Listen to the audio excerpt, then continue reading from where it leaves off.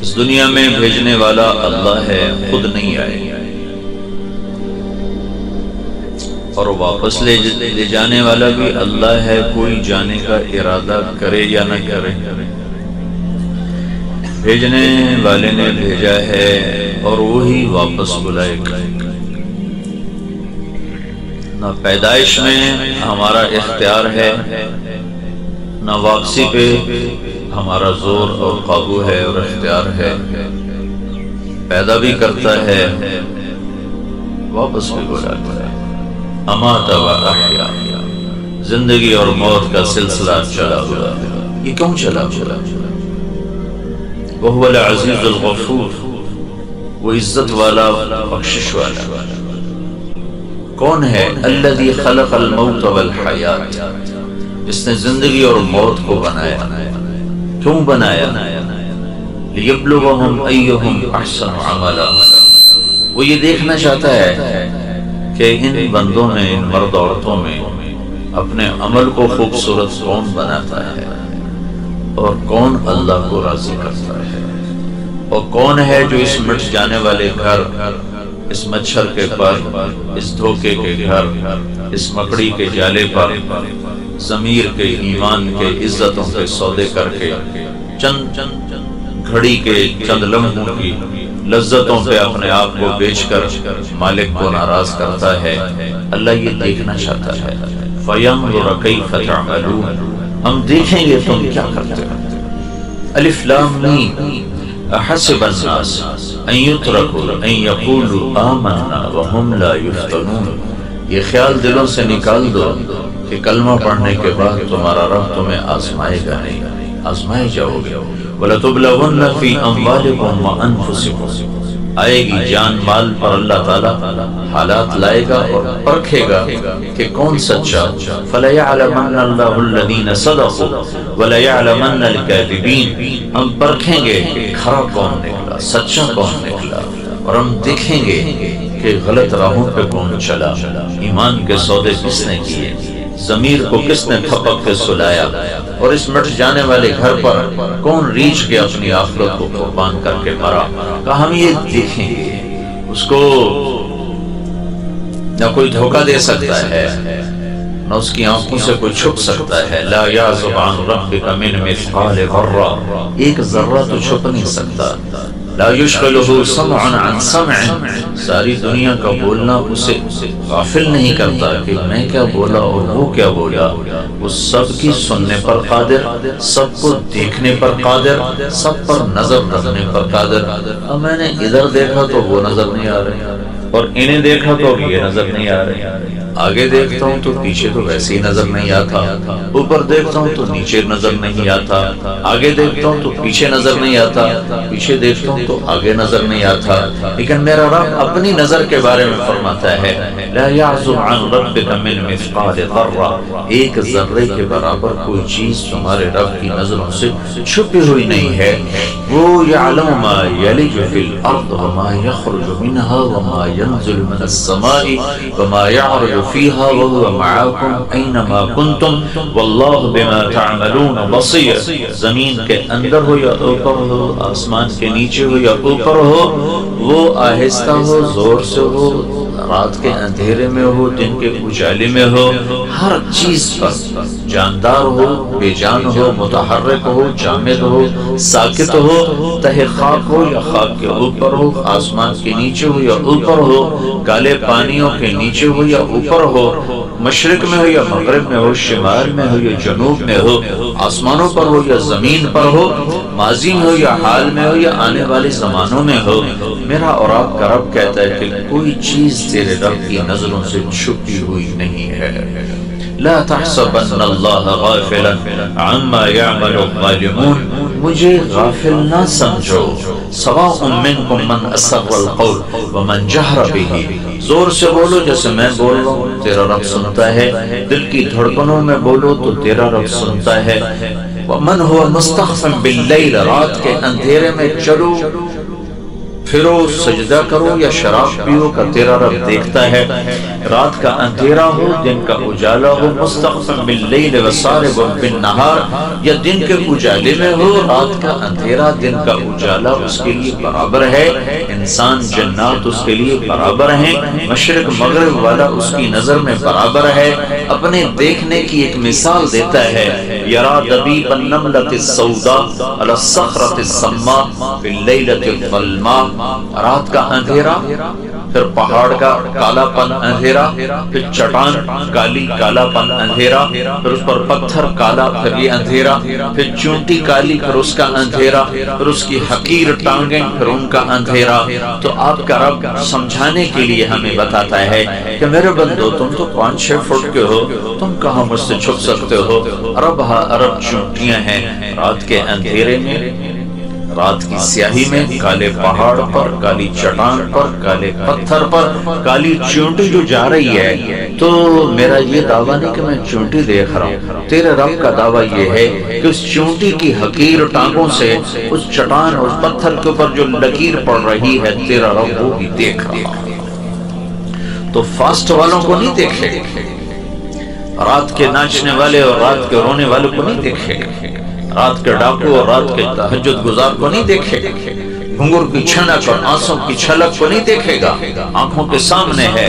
لا تحسبن اللہ غافلا عما يعمل الظالمون، یہ نہ سمجھو کہ میں غافل ہوں، یہ نہ سمجھو کہ میں سو گیا ہوں۔ لا تأخذه سنة، اونگتا بھی نہیں، ولا نوم، سوتا بھی نہیں۔ لا تحسبن اللہ غافلا ما كان ربك نسیا، بھولتا نہیں۔ لا يضل ربی، فیصلے غلط نہیں۔ ولا ينسى، بھول بھٹک کوئی نہیں۔ ما مسنا من لغوب، تھکن تھکاوٹ کوئی نہیں ہے، ساری کائنات اس کی مٹھی میں ہے۔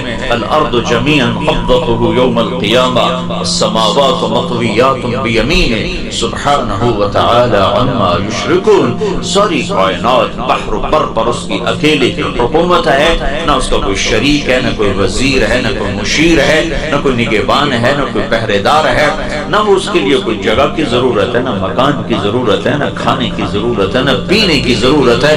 لا يحویہ مکان ولا یشتمل علیہ الزمان، لا زمان بھی ہے لا مکان بھی ہے، سونے سے پاک ہے، کھانے سے پاک ہے، بیوی بچوں سے پاک ہے۔ واتخذ صاحبۃ ولا ولدا، نہ اس کی کوئی بیوی ہے، نہ اس کو کوئی بچہ ہے، نہ اس کو کوئی مشیر ہے، نہ اس کو کوئی وزیر ہے، وہ وزارت وزیر سے پاک ہے، مشیر سے پاک ہے، تھکن سونے اونگ سے پاک ہے۔ ہم سب پر اس کی نظر ہے، ہمیں میدان دے دیا ہے، یہ سیدھا راستہ ہے، یہ غلط راستہ ہے، یہ اللہ تک پہنچاتا ہے، یہ شیطان تک پہنچاتا ہے۔ ان راہوں کے پرے جنت ہے، ان راہوں کے پرے جہنم ہے، ان راہوں کے آخر میں رب کی رضا ہے، ان راہوں کے آخر میں رب کی ناراضگی ہے۔ تمہیں اختیار ہے، فمن شاء فلیؤمن ومن شاء فلیکفر، یہ میری راہیں ہیں، ان پہ چلو، اور یہ سیدھا ہے، یہ غلط ہے، اب تمہاری مرضی ہے، ادھر چلو یا ادھر چلو۔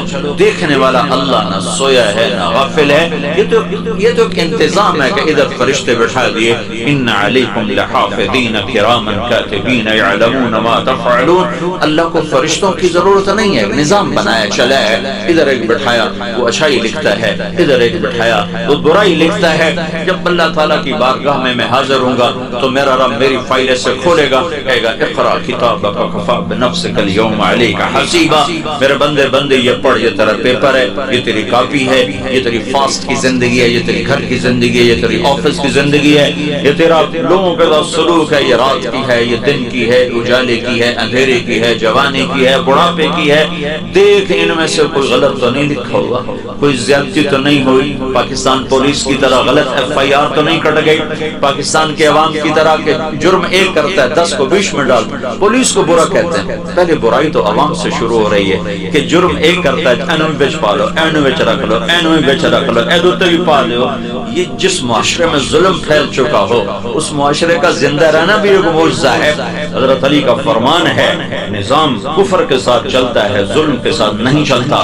جب معاشرے میں ظلم پھیل جاتا ہے تو اللہ تعالیٰ اس معاشرے سے نظریں ہٹا لیتا ہے اور وہ معاشرہ حقیر ذلیل فقیر ہو جاتا ہے۔ ہمارے زوال کا سبب یہ نہیں کہ بجلی کوئی نہیں اور گیس کوئی نہیں، ہمارے زوال کا بہت بڑا سبب ہے کہ ہمارے عوام بھی ظالم ہے، ہمارا غریب بھی ظالم ہے، مالدار بھی ظالم ہے، دیہاتی بھی ظالم ہے، شہری بھی ظالم ہے۔ حکومت تو بعد میں آتی، پولیس فوج تو بعد میں آتی ہے، پہلے تو عوام میں ظلم کی جڑیں گہری ہو چکی ہیں اور اس حد تک جا چکی ہیں کہ ظلم کرتے ہوئے احساس ہی نہیں کہ میں کتنا بڑا گناہ کر رہا ہوں، شراب پیتے ہوئے احساس ہے کہ گناہ کر رہا ہوں، زنا کرتے ہوئے احساس ہے گناہ کر رہا ہوں، کسی کو دھوکہ دیتے ہوئے کوئی احساس نہیں کہ میں کتنا بڑا ظلم کر رہا ہوں، کتنا بڑا گناہ کر رہا ہوں۔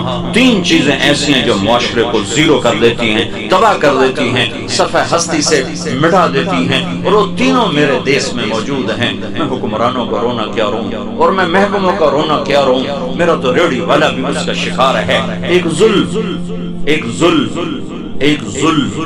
ظلم جس معاشرے میں ہوتا ہے وہ معاشرہ زندہ رہنے کا حق کھو دیتا ہے۔ ایک جھوٹ جس معاشرے میں جھوٹ ہوتا ہے وہ عزت کا حق کھو دیتا ہے، ذلت کا طوق ان کے مقدر کر دیا جاتا ہے۔ میرے نبی نے فرمایا تمہیں بڑے گناہ بتاؤں، بڑے گناہ کہی کیا کہ شرک، قتل ماں باپ کی نافرمانی، اور آپ ایسے ٹیک لگا کے اور اب بتاؤں سیدھے ہو گئے، پہلے ٹیک لگا پھر یوں سیدھے ہو گئے، اور اب بتاؤں الا وقول الزور، الا وقول الزور، الا وقول الزور، اور جھوٹ اور جھوٹ اور جھوٹ اور جھوٹ، اس کو اتنا دہرایا کہ صحابہ فرمانے لگے ہمارے جی میں ہے کہ کاش اب آپ چپ کر جاتے۔ اور دوسری جگہ فرمایا جھوٹی گواہی، جاؤ پاکستان کے عدالتوں میں دیکھو ٹکے گواہ بک رہے ہیں کہ سڑ کو گواہی لے سڑ کو جب پوا دے۔ تو ایک ظالم معاشرہ سر اٹھا کے زندہ نہیں رہ سکتا، پست ہونا ہی مقدر ہے۔ ایک جھوٹ ایسی لعنت ہے، میرے نبی کا فرمان ہے الصدق ینجی والکذب یہلک، جھوٹ ہلاک کرتا ہے، سچ نجات جاتا ہے۔ ہمارے چھوٹے چھوٹے بچے جھوٹ بولتے ہیں، ماں جھوٹ بولتی ہے، باپ جھوٹ بولتا ہے، بھائی جھوٹ بولتے ہیں، سیاستدانوں کا جھوٹ تو بہت بعد میں آتا ہے، ریڈی والا جھوٹ بولتا ہے، سیل مین جھوٹ بولتا ہے۔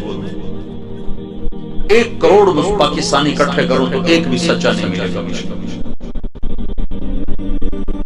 تیسری چیز دھوکہ، خیانت، بددیانتی، ایک ہی گناہ کے کئی نام ہیں، دھوکہ، فراڈ، بددیانتی، خیانت۔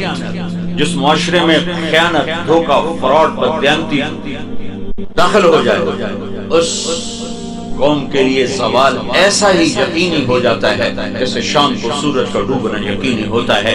جیسے سورج کو واپس نہیں لا سکتا، اس معاشرے کو ذلت سے واپس کوئی نہیں لا سکتا۔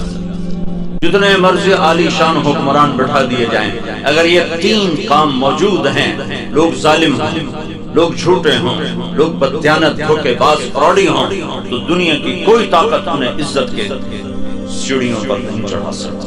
ان کے لیے ذلت کی گہرائیاں مقدر ہو گئیں۔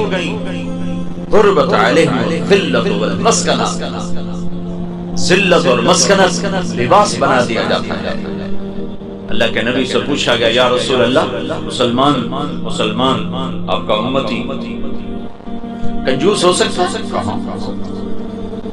آپ کا امتی مسلمان بزدل ہو سکتا ہے؟ کہاں ہو سکتا ہے؟ یا رسول اللہ، مسلمان آپ کا امتی جھوٹ بول سکتا ہے؟ نہیں، جھوٹ نہیں بول سکتا، جھوٹ نہیں بول سکتا۔ آپ نے فرمایا میرا امتی ہر عیب کر سکتا ہے، 2 کام نہیں کرے گا، اگر میرا ہے تو 2 نہیں کرے گا، ایک جھوٹ نہیں بولے گا، ایک دھوکہ نہیں کرے گا۔ اگر وہ جھوٹ اور دھوکے والا ہے تو میری امت سے خارج ہو گیا ہے۔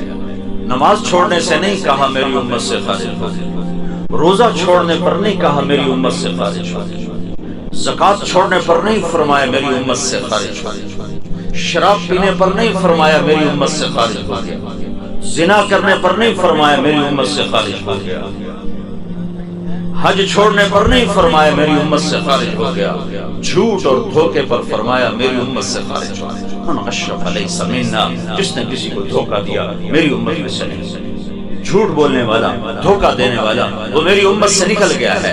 مجھے واقعی کہہ رہے ہیں 16 کروڑ میں 16 آدمی ڈھونڈنا مشکل ہو رہا، اس معاشرے میں ظلم چلتا ہے، اس معاشرے میں جھوٹ چلتا ہے، اس معاشرے میں خیانت چلتی ہے، دھوکہ فراڈ فریب چلتا ہے، اس معاشرے کے لیے ذلیل ہونا طے کر دیا جاتا ہے۔